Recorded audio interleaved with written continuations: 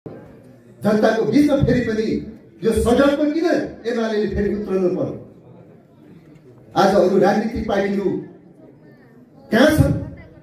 अरू राजनीतिक पार्टीहरू देशमा यो किसिमको प्रतिगमन भइरहेको छ, देशमा प्रतिक्रान्ति भइरहेको छ।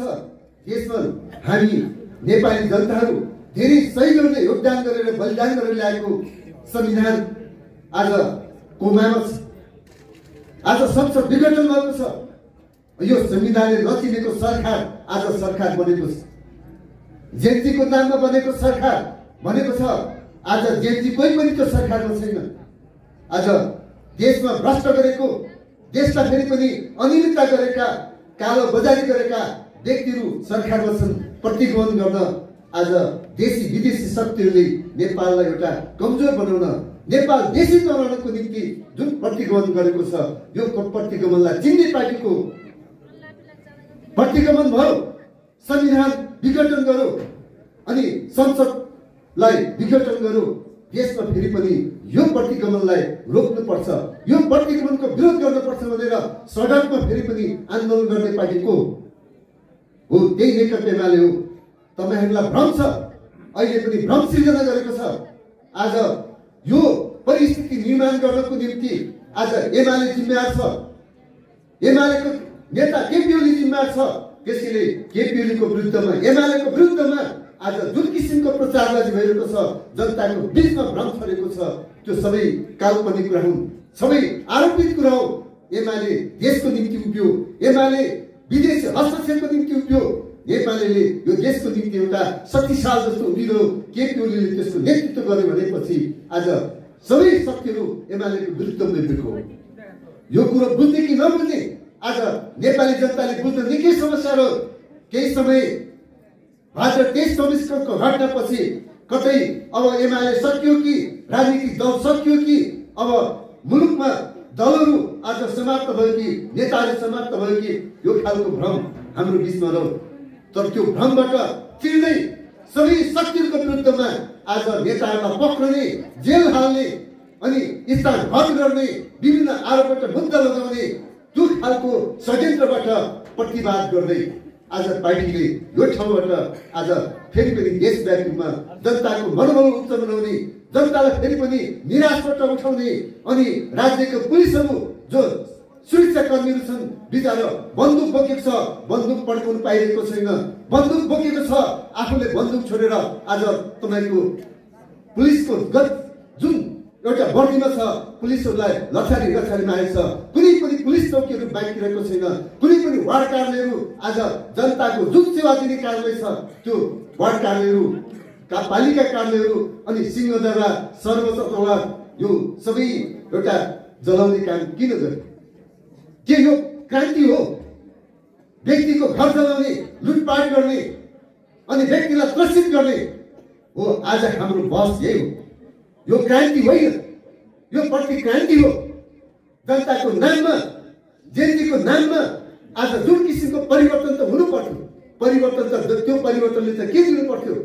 हिजो 7 सालको परिवर्तनले प्रजातन्त्र दियो, 35-36 को जनआन्दोलनले राजतन्त्रलाई हल्लाउने काम गर्यो, 46 को जनआन्दोलनले एउटा भौगोलिक प्रजातन्त्र प्राप्त गर्यो, 62-63 को आन्दोलनले जनताले एउटा उपलब्धि प्राप्त गर्यो, 72 सालमा संविधान प्राप्त गर्यो। तर यो अहिले भाद्र 23 र 24 गतेको आन्दोलनले के दियो हो? हामी यसमा विचार गर्नुपर्छ। 23 र 24 गतेको आन्दोलनले नेपाली जनतालाई त्रास दियो, नेपाली जनतालाई नेपालमा बस्ने कि नबस्ने, हामी कानुन छैन, राज्य छैन अनि कुनै पनि संविधान छैन, अराजकता हो, गुण्डागर्दी हो, हत्या हो, आगजनी हो, सबै तोडफोड हो। यो घटना इतिहासमा कहिले पनि देख्न परेको घटना हो। यो घटनाको विरोध कसले गर्यो? एमालेले गर्यो। आज यी कुरो हामीले बुझ्नुपर्छ। यही बुझ्नको निम्ति जनतालाई फेरि पनि सत्य कुरो बुझाउनको निम्ति यो हाम्रो जनसभा हो, दोलखा जिल्लाको सभा हो। पार्टी पङ्क्तिले बुझ्नु पर्यो। यो बेला पार्टीले के गर्यो, पार्टीले के दियो अनि हामीलाई पार्टीले के गर्यो? सरकारमा भयो, हाम्रै पार्टी थियो, के भयो? यस्तो किसिमको प्रश्न गरेर कोही साथीहरू निष्क्रिय बस्न सक्छन्, कोही साथीहरू मैले पार्टी छोड्यो भनेर फेसबुकमा विज्ञप्ति दिन सक्छन्। यो बेला सङ्कटको बेलामा पार्टी बचाउने, सङ्कटको बेलामा नेतृत्व बचाउने, सङ्कटको बेलामा आफूले फेरि पनि धैर्यता लिने त्यो पार्टीको असल कार्यकर्ता हो। सजिलो बेलामा जो पनि साथी हुन सक्छ, सबैले तपाईँको हाई हुन सक्छ, सबै रातो कार्पेटको तपाईँको हिँड्न सक्छन्। तर काँडै काँडा भएको बेलामा, अप्ठ्यारोको बेलामा, सङ्कटको बेलामा प्रतिक्रियावादी शक्तिहरूले पार्टीलाई तपाईँको आक्रमण गरेको बेलामा, विदेशी शक्तिहरूले आक्रमण गरिरहेको बेलामा, विदेशी शक्तिहरू नाङ्गो नाचिरहेको बेलामा, त्यो बेला हामीले पार्टी बचाउने, देश बचाउने, संविधान बचाउने, लोकतन्त्र बचाउने जो पार्टी कार्यकर्ताहरू असल कार्यकर्ता हुन्, इमानदार कार्यकर्ता हुन् र जिम्मेवार कार्यकर्ता हुन्। त्यसैले यो घडीमा आज पार्टी कार्यकर्ताहरूको पनि मूल्याङ्कनको घडी हो। त्यसैले कमरेडहरू तपाईँ हामी निराश नबनौँ। अहिले पार्टीले यो निराशलाई हामी उत्साह थप्ने काम, नेपाल प्रहरीको मनोबल गिरेको छ, प्रहरीको मनोबल उच्च बनाउने काम, राज्यका सबै कर्मचारीहरूको मनोबल उच्च बनाउने काम, अनि नेपालमा लगानी गर्ने उद्योग व्यवसायीहरू जो नेपाल आगजनी भइरहेको छ, नेपालमा किन लगानी गर्ने भनेर विदेश पलायन हुन लाग्ने ती लगानीकर्ताहरूलाई नेपालमा फेरि पनि सम्भावना छ, नेपालमा लगानी गर्नुहोस्। अब एमाले त्यो ढङ्गबाट तपाईँको सुरक्षा गर्छ, राज्यले गर्न सकेन भने एमाले सुरक्षा गर्छ भनेर यही मङ्सिर 5 गते पिपुल्स भोलिन्टियर फोर्स बनाउँदैछ। अब वार्ड वार्डमा, टोल टोलमा एमाले आफ्नो सुरक्षा फोर्स पनि बनाउँछ।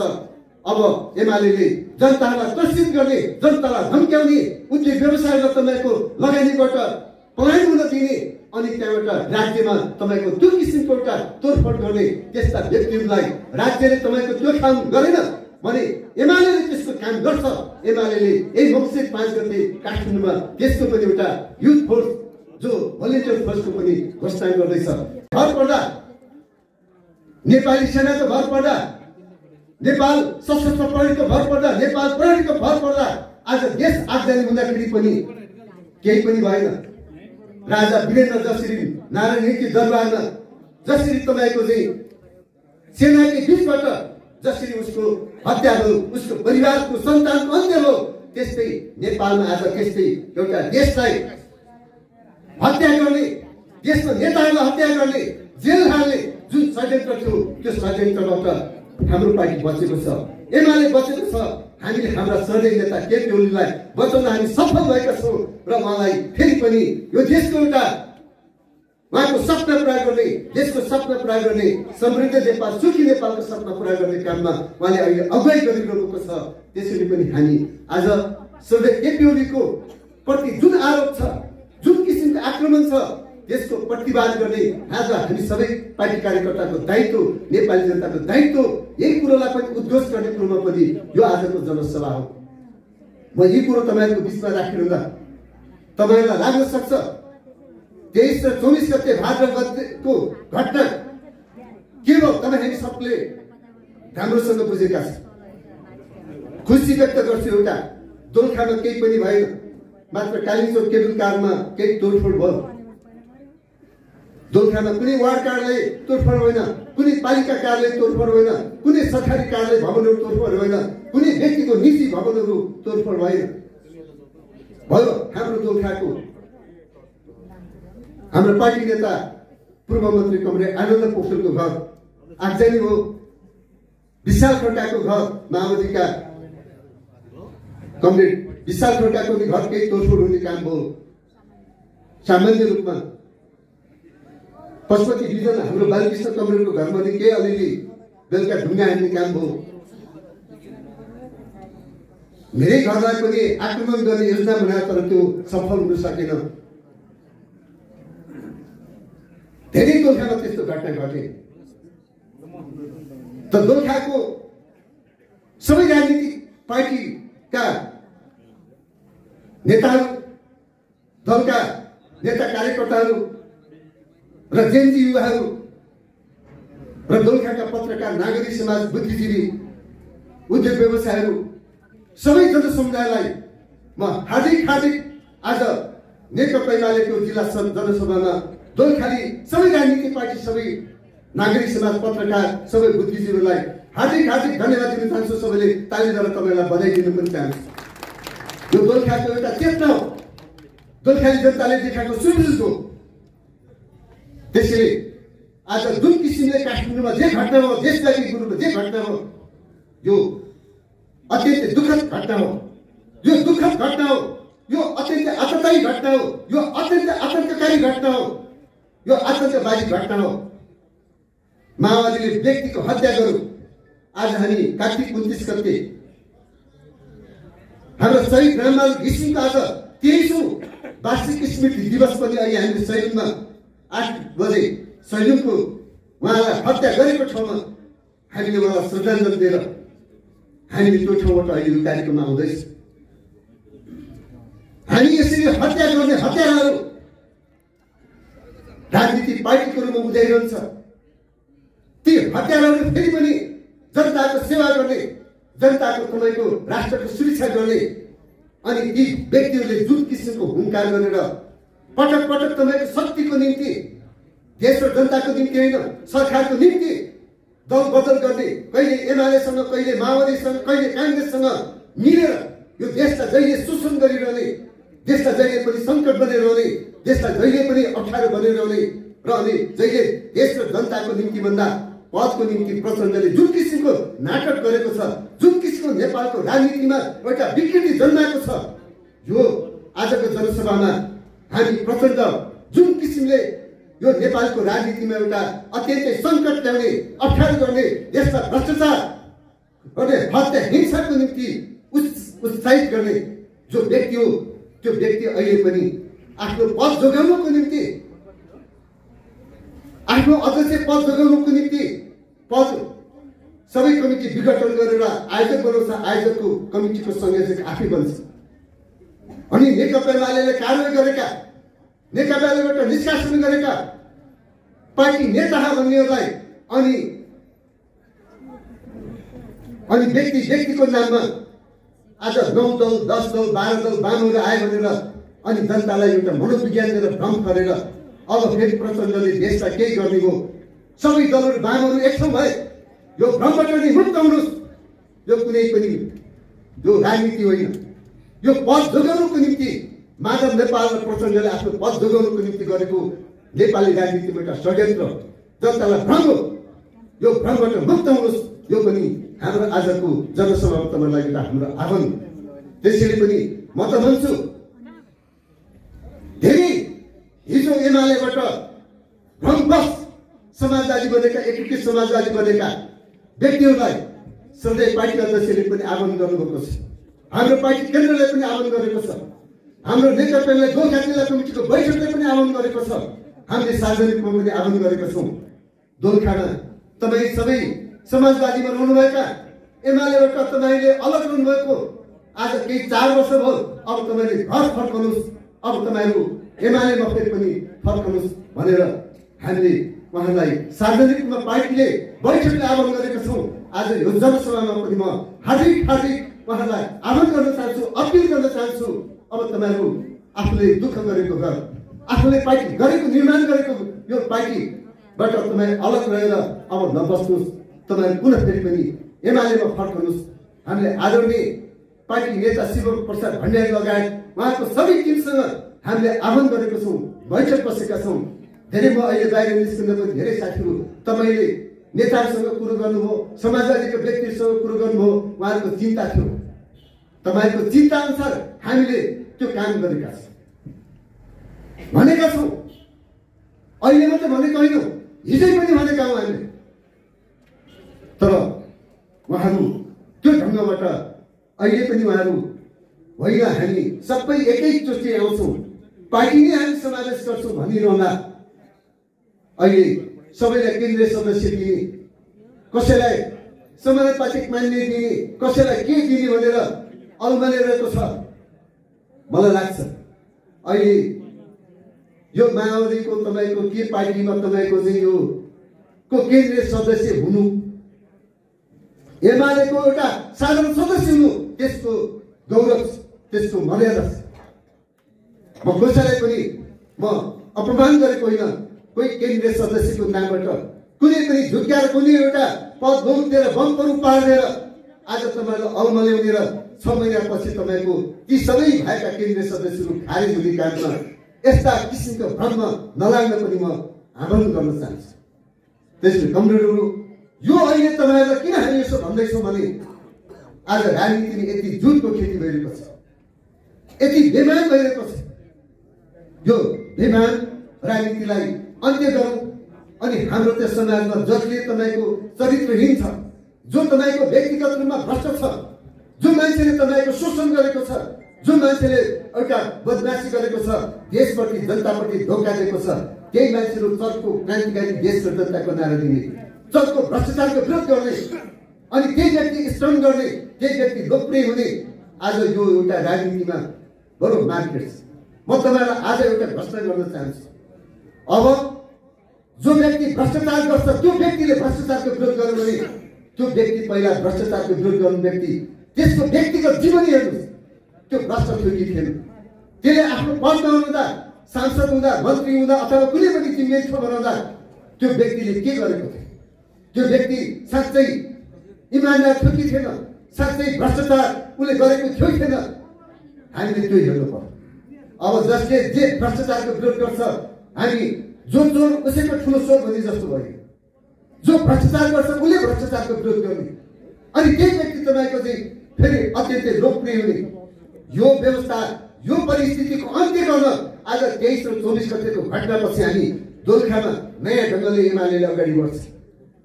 यो हाम्रो घोषणा हो। अब हामीलाई दिएको शिक्षा के हो? भाद्र 23 र 24 गतेको घटना इतिहासमा यो अत्यन्तै दुःखदायी र अत्यन्तै आतंककारी घटना हो। यसमा दुई मत छैन। यो कुनै क्रान्ति होइन, कुनै परिवर्तनको निम्ति होइन, कुनै जेनजी आन्दोलनले यो खोजेको होइन, जेनजी आन्दोलनको यो माग होइन, जेनजीले गरेको यो खालको हिंसा होइन, यो आगजनी होइन। जेनजीलाई त तपाईँको मुहारी बना, जेनजीलाई त ढाल बना। जेनजीको नाममा अरू अराजकहरूले, देश विरोधी शक्तिहरूले, संविधान विरोधी शक्तिहरूले, यो व्यवस्था विरोधी शक्तिहरूले हाइज्याक गरेको मात्रै हो। त्यसैले जेनजीलाई कलङ्कित बनाएको छ। हामी त्यो जेनजीहरूलाई कलङ्कित बनाउन दिँदैनौँ। जेनजीहरूलाई यो खालबाट तपाईँको चाहिँ कालो दाग लगाउन दिँदैनौँ। अब हामी एमाले अब के गर्छौँ? अब भ्रष्टाचार विरोधी अभियान गर्छौँ। यो हाम्रो अबको अभियान। अब देशमा तपाईँ जे किसिमले एउटा घटना घट्यो, स्वाभाविक रूपमा जनता असन्तुष्टि थियो। विदेश पलायन युवाहरू तपाईँको नेपालमा थिएन। यो स्थितिबाट हामीले पनि हामी सरकारमा ल्याउँ, एमाले संयुक्त सरकारमा ल्याउँला। हाम्रा पनि केही कमीहरू रहेला। अब यो कमीलाई सच्याउने पनि एमालेको निम्ति अवसर हो। यो अवसरलाई लिएर तपाईँ हामी अब कहीँ भ्रम नरौँ। अब नयाँ पार्टीले केही गर्ला कि, स्वतन्त्र पार्टीले गर्ला कि, रविले गर्ला कि, अर्को के बालेन्द्रले गर्ला कि, अर्को कुनै पार्टीले गर्ला कि, यो पार्टीको त तपाईँको अहिले पहिलो लागिरहेको छ स्वतन्त्र पार्टी। देशव्यापी रूपमा कतै स्वतन्त्र पार्टी। अब पुरानो पार्टी भयो, एमाले पुरानो पार्टी हो, काङ्ग्रेस पुरानो पार्टी भयो, अब पुरानोले गर्दैनन् भनेर एक खालको लहर आयो। हामीलाई पनि कता कता स्वतन्त्र पार्टी त कतै उदाउने पो हो कि भन्ने एउटा कतै हामीलाई पनि भ्रम गर्यो।